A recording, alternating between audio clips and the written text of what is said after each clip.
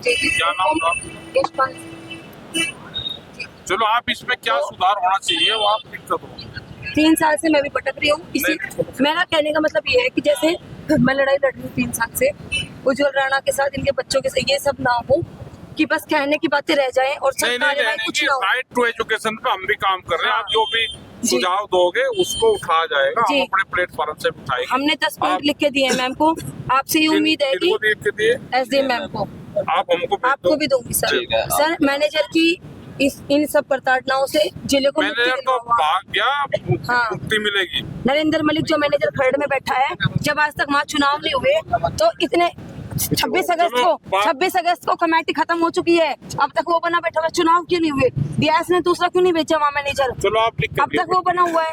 Please इस मुद्दे पे अपना ध्यान आकर्षित करिए सर। काट के दोबारा। आपके लिए हम यहाँ नंबर। नमस्कार दोस्तों, हमारे साथ चौधरी राकेश टिकैत जी हैं। आज बड़ी समस्या हुई है कि युवा हमारे बीच नहीं रहा, जो सभी स्टूडेंट्स के लिए आज आप कह सकते हैं शहीद हो गए, जिन्होंने जो है आवाज को बुलंद करने की कोशिश की, स्वाभिमान से कोई समझौता नहीं किया, फीस वो भी कहीं ना कहीं से अर्जित कर सकते थे, मगर जो उत्पीड़न स्टूडेंट्स का हो रहा है आज के समाज में भी, और देश कहाँ स्थिति पे खड़ा है और फिर भी स्टूडेंट्स कहाँ पर है, तो अकबर बात करते हैं। जी नमस्ते।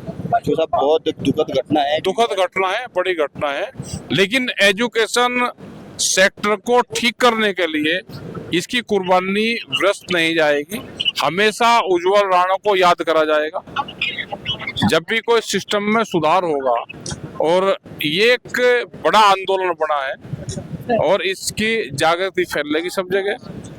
अपने जो नौजवान हैं, जो बच्चे हैं, वे इस आवाज को उठा सकते हैं, और सरकार से लगाकर अधिकारी भी सब सचेत है इसको देखे, क्योंकि ये आवाज उठी नहीं, ये अनछुआ सा एक सब्जेक्ट था और ये त्रस्त बहुत लोग इससे थे, तो बिल्कुल ये उठा है।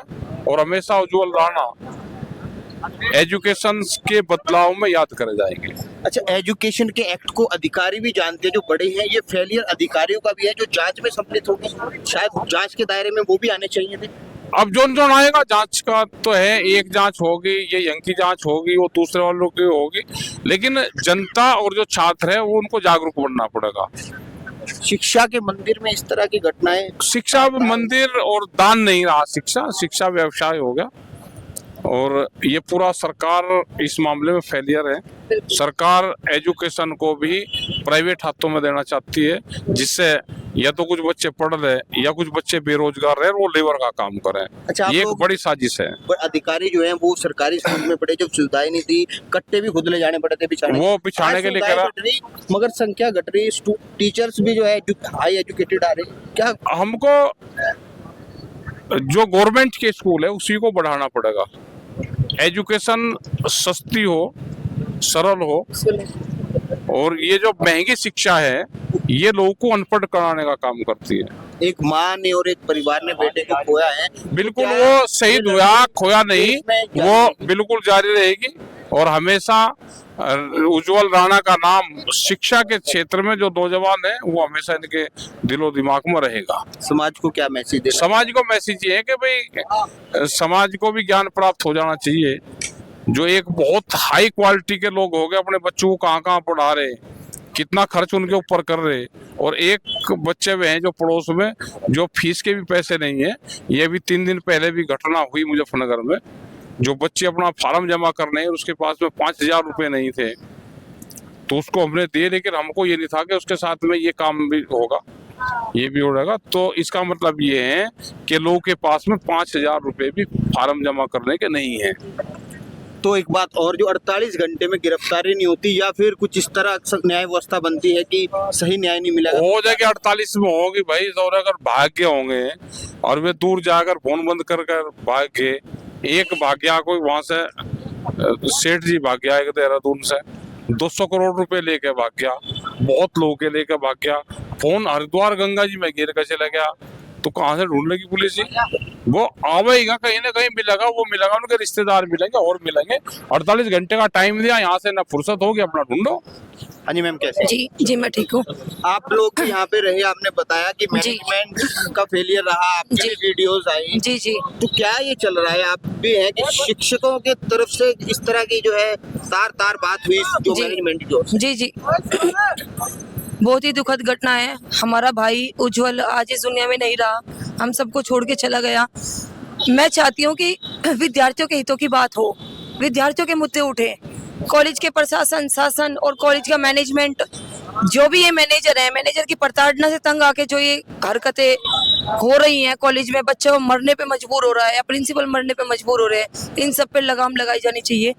और हमारे विद्यार्थियों के हितों की बात करो। हमारे बच्चों के पास समय कहाँ है? 26 नवंबर से एग्जाम है, आज तक बच्चों के फॉर्म जमा नहीं है, इनके फीस जमा नहीं है। उज्जवल तो चला गया, क्या चाहते हो कि एक बच्चा इनमें से भी जाए? इनकी फीस की किसी ने बात की? क्यों नहीं की इनकी फीस की बात? इनकी फीस की बात करो। आर्थिक, ज्यादातर बच्चों के परिवार केसीसी पे चल रहे हैं, यहाँ पे किसान क्रेडिट कार्ड पे। तो गरीब किसानों के, मजदूरों के बच्चे हैं, अगर गन्ने का पेमेंट ही नहीं होगा, ये कहाँ से फीस पूरी दे देंगे? ये जो प्रिंसिपल है, प्रिंसिपल अर्थात सिद्धांत, ये इनटॉलरेबल है। कौन सा सिद्धांत इनटॉलरेबल है? कि एग्जाम का फॉर्म तब जमा किया जाएगा जब बच्चा पूरी फीस जमा करेगा। ठीक है, इस तरह की चीजें कॉलेज में नहीं होनी चाहिए कि बच्चा आत्महत्या को मजबूर हो रहा है। ऐसे कानून भी है कि शिक्षा से किसी को वंचित नहीं किया जाए। बिल्कुल कानून है, न्यू एजुकेशन पॉलिसी, और हमारा आर्टिकल 21A कहता है कि बच्चों को निशुल्क शिक्षा की व्यवस्था होनी चाहिए। तो जब हमारे संविधान में हमारा मौलिक अधिकार है शिक्षा, फिर इस तरह की चीजें। तो जो बड़े अधिकारी हैं वो भी हाई एजुकेटेड है, जी। पढ़े हुए हैं, उन्हें पता है कि राइट टू एक्ट क्या है, एजुकेशन। देखिए, राइट टू एजुकेशन एक्ट जो है, लड़का कई दिन से ऐसे ही भटकता रहा और मजबूरन उसने ये जो है राइट टू एजुकेशन एक्ट 6 से 14 साल के बच्चों के निशुल्क और फ्री शिक्षा की बात करता है, आर्टिकल 21 से। इसके अलावा न्यू एजुकेशन पॉलिसी में बहुत सारे प्रावधान, बहुत सारी स्कॉलरशिप हैं जो हमारे प्रधानमंत्री द्वारा, मुख्यमंत्री द्वारा चलाई गई हैं स्कॉलरशिप्स। लेकिन प्रॉब्लम ये है, स्कॉलरशिप मुख्यमंत्री ने तो चला दी, लेकिन यहाँ लागू तो नहीं हुई। हमारे बच्चों को, हमारी बच्चियां कितनी हैं, लड़के बहुत सारे हैं, सारे स्टूडेंट खड़े हैं, इन्हें मिली नहीं स्कॉलरशिप। क्यों नहीं? कौन उसमें बीच में घपला? आप तो कह रहे हैं कि डिजिटल इंडिया हो रहा है। डिजिटल इंडिया हो रहा है, लेकिन बच्चों की स्कॉलरशिप नहीं आ पा रही है।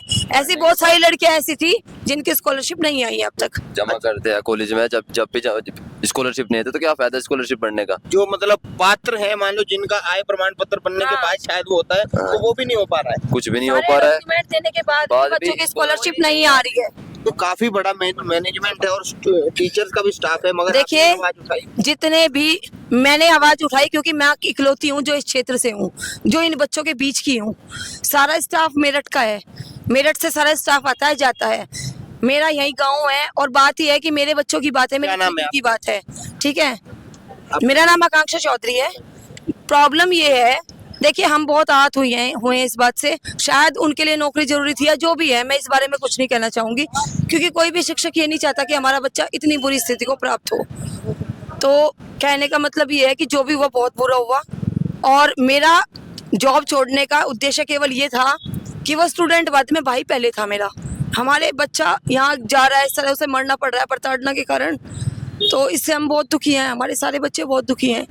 तो इस घटना से दुखी होके, बहुत परेशान होके, हमें ऐसी कमाई नहीं चाहिए। हालांकि मैं अपने घर में अकेली कमाने वाली हूँ, कोई और कमाने वाला भी नहीं है। बट सबसे पहले समाज और मुद्दा, ये चीज़ें ज़्यादा जरूरी है हमारे लिए, हमारे बच्चे के लिए न्याय ज़्यादा जरूरी है। हमारा बच्चा मरते मरते भी इंसाफ की गुहार लगा के गया है। सिद्धांतों के लिए आप जो जी, सिद्धांतों की लड़ाई है। मैं 3 सालों से मेरी शासन के साथ लड़ाई चल रही है, DIS के साथ लड़ाई चल रही है। ये मैनेजर, किसान इंटर कॉलेज का मैनेजर नरेंद्र बलिक, इसकी प्रताड़ना से तंग होकर प्रिंसिपल ने सुसाइड की। आज ये दूसरी सुसाइड है। इस जिले में ये जिला मैनेजरों से तंग है, त्रस्त है। हमारे DIS ने आज तक इसका संज्ञान नहीं लिया। क्या कहते हैं? DIS सर कुछ भी नहीं कह रहे हैं। DIS सर से कोई पूछने वाला हो, कोई पूछो, आज तक चुनाव क्यों नहीं हुए, मैनेजर क्यों नहीं बदला गया वहाँ का? क्या DIS सर को चुनाव नहीं करवाने चाहिए? यहाँ तो बात कर दी प्राइवेट कॉलेज है, वो तो गवर्नमेंट कॉलेज हेडेड है। किसी ने संज्ञान क्यों नहीं लिया? हमारे डायरेक्टर महेंद्र देव ने संज्ञान क्यों नहीं लिया? हमारी शिक्षा मंत्री कहाँ सो रही हैं? आज सभी बच्चों के साथ सब हो रहा है, किसी ने नाम लिया? शिक्षा मंत्री मैडम कब जागोगी? जनप्रतिनिधि भी आज ही जागे। जनप्रतिनिधि जागते रहो, हम तो बच्चों के साथ आवाज उठा रहे हैं, पहले दिन से उठा रहे हैं। उठाती है मैडम, आवाज उठाती है लगातार। के साथ आप सभी का हम support सब मैम के साथ है, मैम बहुत अच्छी बात करें, हम सब मैडम के साथ है जी।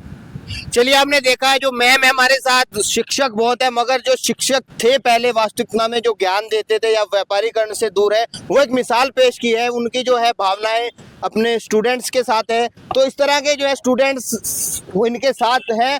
और जो अगर इस तरह के शिक्षक सभी बन जाएं तो शिक्षा का भी सुधार होगा, और ये व्यापारीकरण है जो शिक्षा का, ये भी बंद होगा। तो इसी तरह की खबरों के लिए हमारे चैनल मनजीत सिंह यूपी 19 के साथ बने रहें। देखते हैं उज्जवल को क्या न्याय मिलेगा, या फिर ये बातें हैं, या 48 घंटे का जो समय दिया है इसमें जो है न्याय उन्हें संपूर्ण नहीं मिल पाएगा। तो इसी के साथ आप हमारे साथ जुड़े। धन्यवाद। जय हिंद, जय भारत।